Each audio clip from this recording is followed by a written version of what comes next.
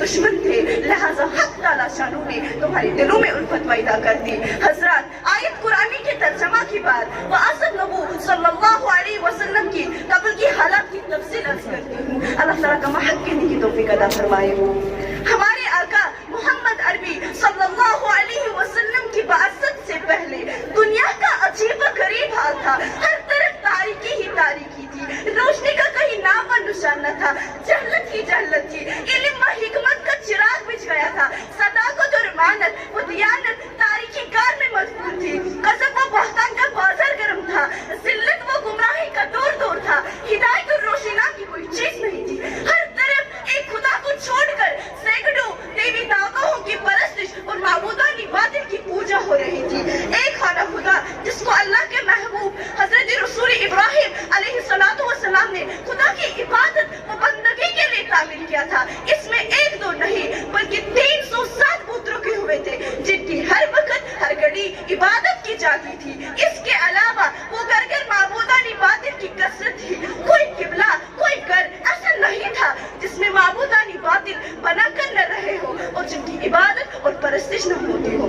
ہر طرف ظلم و ستم لوٹ مار عام تھی، راستے پر خطرے تھے، امن و امان مفقودہ، راحت و چیناناز تھے، لوگ قتل اور غارت کر کے کھوگر اور عادی تھے، ایک دوسرے کا گلا کاٹنا اور خون بہانا ان کے نزدیک کوئی بڑی بات نہ تھی۔ یہی نہیں بلکہ قتل اپنی اس برائی کرتوت کا اپنا بڑا کارنامہ سمجھتا اور اس باجافی پر فخر کرتا۔ وہ شراب کی طلاقہ تھے، بلکہ یوں کہا جائے شراب ان کی گٹھی میں پڑی تھی، انہیں دنیا کی چمک دمک نظریوں سے تاریخ ہی نہ تھا۔ جو کا امر آواز تھا، ہر طرف عائشہ اور بدکارے کے اڑے قائم تھے، جہاں ہر وقت لوگوں کا چم گڑا رہتا، ان اڈوں پر شراب و کباب کے دور چلتے، جو کا بازار گرم ہو جاتا، لوگ بڑے زور و شور کے ساتھ ایک دوسرے کا مقابلہ کرتے، تمام سرما اس و عائشہ اس کی بازی لگا دیتے، ایک مرحلہ وہ بھی آتا جس میں وہ اپنی بیوی بال بچوں تک کی بازی لگا دیتے، شکست کا منہ بار بار دیکھتے، سب کچھ ہار جاتے، اس کے باوجود اپنی دل کی تسلی کے لیے کہتے شکست و فتح نصیبوں سے ہے والی ایم، شکست و فتح نصیبوں سے ہے والی امین، مقابلے تو دل نہ تو نہ خوب کیا، وما علینا الا البلاغ المبین۔ سامعین کرام، السلام علیکم ورحمۃ اللہ وبرکاتہ۔ آج ہمیں موضوع مطلوب مصطفیٰ صلی اللہ علیہ وسلم، آج سایہ مبارکہ میں دو منٹ تک تلاوت کر عظمت اللہ رب العزت صحابہ کرام رضی اللہ تعالیٰ اجمعین عظمت کی شان بیان فرمائیں۔ ارشاد ربانی ہے والسابقون الاولون من المہاجرین والانصار والذین اتبعوهم بإحسان رضی اللہ عنہم ورضوا عنہ وأعد لهم جنات تجری تحت الأنہار خالدین فیہا أبدا ذلک الفوز العظیم۔ یہ بھی ترجمہ سے پڑھ کہ خدا تعالیٰ سے فرمان سارے بڑے حسن کرن والے انصار بہتر کہ بھلائی سانی ہی پیروں میں اللہ تعالیٰ سے تمہیں سے درس تم سے اللہ تعالیٰ سے درس بیشی میں خطر جلد سے ساتھ بھاگا کو تیار کرنا یہ تلقین بلا سکتے ہیں ابن ظلام کی سمیشہ کچھ بہت روایہ پڑھوں حضرت محترم عطائے کریم حسن اللہ تبارک و تعالیٰ میں اسلام نبی صلی اللہ علیہ وسلم سے صحابہ کا محاجرین انصار بہتر تابعین حسانی کی توصیف بیان فرمائیں۔ بیشی فرمان کہ کچھ سمجھ میں فرض تین چیزیں نبی حضرت محترم کائنات سرسدہ ہر کا شئی مثل جن و بشر حور و ملک عرض و فلک شمس و قمر برگ و سمر لیل و لہر چاہت کے پیٹر گواہی دیوار کہ خدا وندی قدوسی میں پیٹر عابد چاہت خدا سے عبادت پر ریاضت کران کہ خدا کس پیٹر جاسر نمازی چاہت خدا نماز کران کہ خدا کس پیٹر جاسر حاجی چاہت ایک خدا حج کران کہ خدا کس پیٹر جاسر مجاہد چاہت ایک خدا جہاد کران کہ خدا کس پیٹر جاسر مگر قربان چاہت صحابہ کرام رضوان اللہ تعالی مجمعین کے قدر و شرف پر ایمان پر روزہ کو کلام خود خالقی دو جہاں علیم و فضاد صدور مالکیوں کے مشہور نبی کریم صلی اللہ علیہ وسلم سامعین کرام اصحاب رسول سے تم نفوسی کرتیا ایمان جنتی افضل کامل و مداف کلام ربی بین کچھرانی ایمان شدی پال مطلوب ایمان براہ راست مولی میں انسانیت موصولی کائنات سرور عالم صلی اللہ علیہ وسلم سے دلت تربیت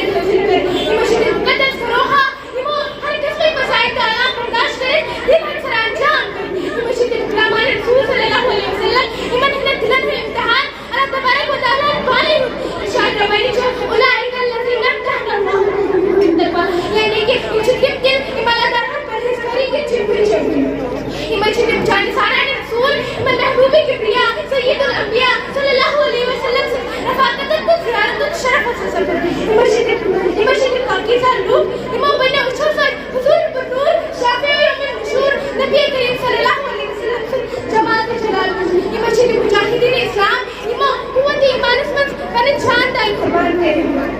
مہاجر دے مسجد انصار امام عالی دے مسجد شہید حضور آقا نامدار مالک مختار صلی اللہ علیہ وسلم مجھ فرمود لا تسبوا اصحابی فلا سبوا علیہ لعنت اللہ والملائکہ والناس اجمعین یعنی کہ میرے صحابان بغیر کیا کریں اگر یہ تحریمت غلط کروں تو پیچھے اللہ تعالیٰ سے تمام ملائکہ تمام لوگوں کو ساتھ حضور آقا نامدار صلی اللہ علیہ وسلم مجھ فرمود میرے صحابان بغیر کیا کریں بے شک ان کے زمانے سے اتنے آقام سے تھے میرے صحابان کے اللہ سے بنانا فلا تسلوا علیہم ولا تسلوا معهم ولا تغفروا وتجالسوا وتبرزوا یعنی کہ ہم جناز پڑھ سکتے ہیں ہم سے کچھ نماز سکتے ہیں ہم سے کچھ رشتے ہیں ہم سے کچھ مجالس سکتے ہیں اگر بیمار کیسے خبر دیتے ہیں حضور رحمت للعالمین امام الاولین والآخرین صلی اللہ علیہ وسلم کو فرمود اذا رأيتم الذين يسبون اصحابي فقولوا لعنة الله على اشدكم یعنی کہ جیسے امام بطور کی پوچھو کہ میں اصل میرے صحابان کے غلط اثر بنا امام ایسا بنا تھا شرط پر چلا رہا ہے حضرات کرامی یہ احادیث مبارکوں سے چاہے سوال سکتا کہ حضور رحمت للعالمین امام الاولین والآخرین نے سرزید جو بدنی نقطے و امتحان صحابہ کے نشانی اقدس میں زبان لڑائی دیا الحمدللہ اہل سنت والجماعت سے تمام صحابہ کو محبت کرو کیا اس کے سر آدھو مولا صلی اللہ علیہ وسلم کو فرمود اقریبوا اصحابی فإنهم خیرکم یعنی کہ میرے صحابہ کے لیے لکھی تحریر ہوئی ہے یہ بھی چاہتے معلوم سے چلی بڑی موضوع کی خطاب کرنے والا گزری آیت کا ٹکڑا وَلْيَضْرِبْنَ بِخُمُرِهِنَّ عَلَى جُيُوبِهِنَّ کہ عورت اپنے اوڑیوں کو سینے پر ڈال لیا کرے اس آیت سے پردے کی جانب اشارہ ہے مگر دوستو جب مذہب اسلام کے روشن ستاروں سے کفر و غلط کے بادل چھٹے بے حیائی کی تاریخیں ختم ہوئی قرآن پاک کے عدل و انصاف سے باطل کے لہراتے جھنڈے گر پڑے مظلوم اور بے قصوں کو مساوتی کا درجہ ملا خاص طور پر ان عورتوں کو جو ظلم و ستم کی چکی میں پس رہی تھی مصائب اولین کے پہاڑی پر دوڑے ظہور اسلام سے لے کر صدیوں تک مسلمان عورتوں کے بڑائی کے گیت گاتے جا رہے تھے اگر تاریخ کے اوراق شروع کر دیا پھر نہ پوچھا کہ اسلامی معاشرہ کن کن خرابیوں سے دوچار ہو کتنی مصیبتوں اور آفتوں کا سامنا ہو بدکاری و زناکاری عام ہوتی چلی گئی مکانوں اور دکانوں بستی اور بیماروں میں برائی نظر آنے لگی محترم دوستو اگر اسلام کے دشمن طاقت یورپ امریکہ پردے کے خلاف ہمارا پلان کرے ہمیں اس پر کوئی تجربہ حیرانی نہیں ہے چنانچہ اسلامی تعلیم کو ہر طرف بدنام کرنا اور ان کا شو بن چکا ہے مگر افسوس سدا افسوس آج ہمارے قوم کے اکثر لوگ جو مسلمان ہونے کا دعویٰ کرتے اور محمد عربی صلی اللہ علیہ وسلم کے امتی کہلاتے وہ بھی اسی ذہنی غلامی کا شکار ہے آج لوگ کہتے ہیں کہ اگر پردہ کرو پردہ کر کے گھر سے باہر نکلو تو کہتے ہیں دم گھوٹتے ہیں ارے میری بہنوں پردے کی تھوڑی سی گرماہٹ برداشت کرو تو جہنم کی آگ کے خاک برداشت کرو گے خدا کے احکام پر چلنے کی توفیق عطا فرمائے الحمدللہ وکفی وسلام علی عبادہ الذین اصطفی اما بعد فاعوذ باللہ من الشیطان الرجیم بسم اللہ الرحمن الرحیم لا اکراہ فی الدین قد تبین الرشد من الغی محترم حضرات سامعین کرام السلام علیکم ورحمۃ اللہ وبرکاتہ اسلام کی فطرت میں قدرت نے لچک دی ہے اتنا ہی ابھرے گا جتنا بھی دبائیں گے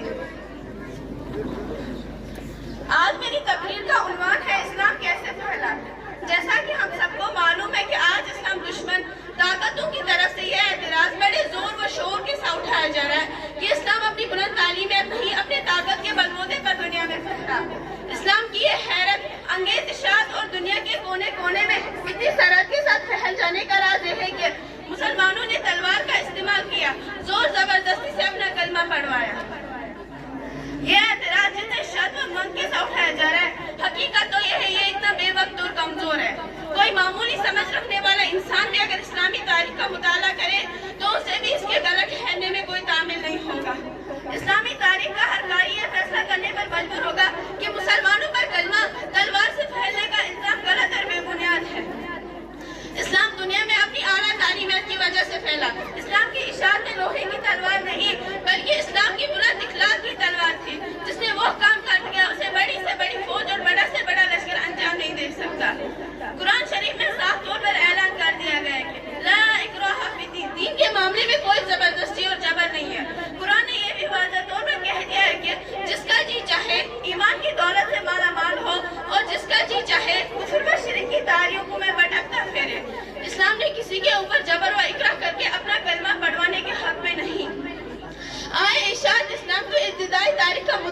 کرے تاکہ یہ بات کھل کر سامنے آ سکے کہ اسلام دنیا میں کیسے پھیلا۔ اس کی اشاعت تلوار کے استعمال کا نتیجہ تھی، اس کے بلند تعلیمات کی فیض و برکت تھے، جنہوں نے پوری دنیا کو مجبور کر دیا کہ وہ اسلام کے دامن میں پناہ لے۔ دنیا کفر و شرک کے اندھیروں میں بھٹک رہی تھی، انسان خدا کو بھول چکا تھا، خدا کی ہدایت سے ناواقف تھا، خدا کے راستے سے ہٹا ہوا تھا، ظلم اور زیادتی ہر طرف عام تھی، جرم کو جرم اور گناہ کو گناہ سمجھنے کا احساس ختم ہو چکا تھا۔ ایسا خوفناک ماحول تھا، اور ایسے خوفناک ماحول میں اللہ کے رسول صلی اللہ علیہ وسلم مبعوث کیے گئے۔ اللہ کے رسول حق کی طرف بلانے والے تنہا تھے، خدا کے راستے کی طرف پکارنے والے اکیلے تھے۔ آپ صلی اللہ علیہ وسلم کا اس وقت کوئی ساتھی نہیں تھا، گھر والے بھی نہیں، دوست و احباب بھی نہیں، عزیز و اقارب بھی نہیں۔ آپ ایک طرف اللہ کے رسول تھے، دوسری طرف پوری دنیا تھی۔ آپ صلی اللہ علیہ وسلم کے پاس کوئی دنیاوی طاقت نہ تھی، کوئی فوج نہ تھی، کوئی لشکر نہ تھا، روپے پیسہ مال دولت نہ تھی۔ اللہ کے رسول نے جب لوگوں کو دین کی دعوت دی، خدا کی طرف بلایا، تو پوری دنیا آپ صلی اللہ علیہ وسلم کی دشمن بن گئی۔ آپ صلی اللہ علیہ وسلم کے راستے میں کانٹے بچھائے گئے، نماز پڑھتے ہوئے گردن مبارک پر اونٹ کی اونجلی رکھی گئی، دوستوں نے منہ پھیر لیا، رشتہ داروں نے ناتا توڑ لیا، اپنے پرائے ہو گئے، گھر والے غیرت برتنے لگے۔ آپ صلی اللہ علیہ وسلم کی آواز کو ہر طرف سے دبایا گیا، آپ صلی اللہ علیہ وسلم کو دین کی دعوت سے روکا گیا، اسلام کو مٹانے کی پوری کوشش کی گئی۔ جس نے اس پکار پر لبیک کہا، اسے مکہ کی گلیوں میں گھسیٹا گیا، اسے مارا پیٹا گیا، اور عرب کی جانتے ریت پر لٹا کر سینے پر بھاری پتھر کی چٹان رکھی گئی۔ ان ساری کوششوں کے باوجود بھی جب وہ اللہ کے رسول کو دین کی دعوت سے باز نہ رکھ سکے، رسول اللہ کے ساتھیوں کو شرک کرنے پر مجبور نہ کر سکے، تو انہیں گھر سے بے گھر کر دیا، انہیں مدینہ جانے پر مجبور کر دیا۔ اللہ کے رسول ساری تکلیفیں سہتے رہے، لیکن چپ چاپ برداشت کرتے رہے اور لوگوں کو برابر دین کی طرف بلاتے رہے۔ اب آخری دعوانا